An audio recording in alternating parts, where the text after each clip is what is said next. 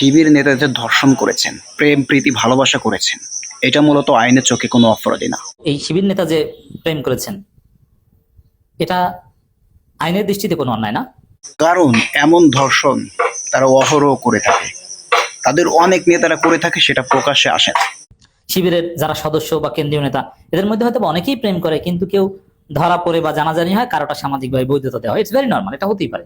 শুধু তাই না, এই প্রেম প্রীতি ভালোবাসা, এই ধর্ষণ, এটা শরিয়া সম্মত, কারণ সাহাবারাও এগুলো করেছেন। সাহাবীদের মধ্যেই প্রেম গঠিত ঘটনা ঘটতো, এটা নবীদের মধ্যেও ঘটেছে, যদিও ওটা অন্যায় না।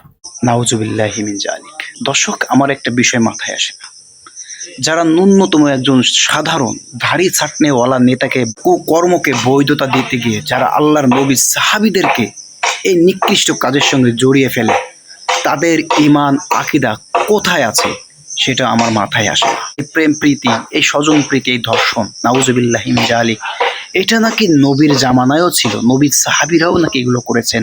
আল্লাহ মাফ করুক, আল্লাহ ওদেরকে হিদায়াত দান করুক। সাধারণ একজন নেতাকে বৈধতা দিতে গিয়ে নবীর সাহাবীদের সঙ্গে তুলনা দিতে হয়, এই জামানায় এসে আমাদের এটাও দেখতে হয়। দর্শক, এই সুলাইমান প্যারালাইসিসের সম্পূর্ণ বক্তব্যটি দেখুন এবং প্রত্যেকে ভিডিওটা শেয়ার করে ছড়িয়ে দিন। শিবিরের যারা সদস্য বা কেন্দ্রীয় নেতা, এদের মধ্যে হয়তো অনেকেই প্রেম করে, কিন্তু কেউ ধরা পড়ে বা জানাজানি হয়, কারোটা সামাজিকভাবে বৈধতা দেওয়া হয়। ইটস ভেরি নর্মাল, এটা হতেই পারে, হচ্ছে এবং হবে। সাহাবীদের মধ্যেই প্রেম গঠিত ঘটনা ঘটতো।